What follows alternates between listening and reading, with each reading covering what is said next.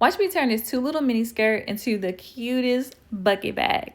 So I'm using the pattern Shimere by Sew Mote B. Renee is the creator, and it's an excellent bag. It's super beginner friendly, and I absolutely love it. I decided to use as much of the materials from the skirt as I possibly could, so I used the outside as well as the lining to line my bag. I did print this pattern on 120% as the pattern is for a mini size bucket bag, which is great for occasion, but I wanted something a little bit more everyday. And so that's why I decided to blow mine up. And I did that by just changing the scale in the printing settings on my personal computer and at home. So I had to remove the zipper and some of the seams that were in the skirt to get it nice and flat and ready for use. I also had to remove some of the interfacing that was inside of the skirt that I no longer needed.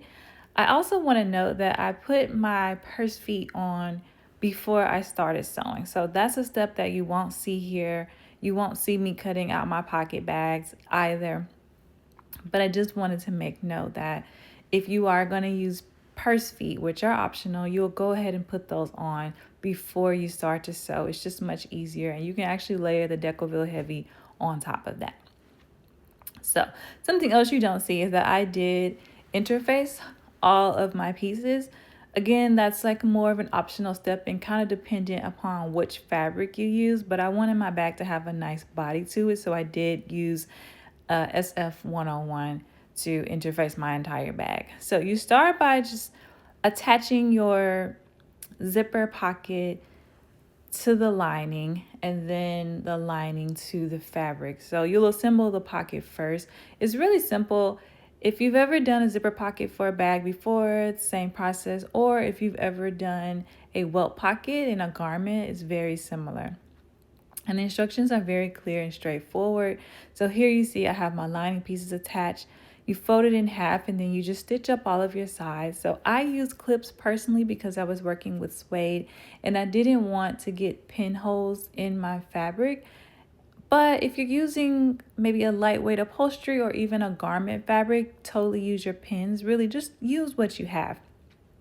After you put the sides together, you have to box out the corners. This is really easy and what really makes this pattern beginner friendly because you don't have to do a separate piece for the bottom. And so as a beginner bag maker, I really love that feature. After that, you're going to turn your bag inside out. You have the option of leaving the zipper pouch open at the bottom so that you actually go through the zipper bag and pull out your lining and seal up your lining at the bottom, making for a really nice clean finish on the inside. That's one thing I love about this pattern is that it's beginner friendly, but it's also very clean in the construction process. After that, you'll top stitch it around the edge and then you'll put your grommets on. The grommets used are 3/8 inch and 1/4 inch. There are whole templates on the pattern. So what I did is I just used a black marker to mark where my grommets would be, and I used my die and my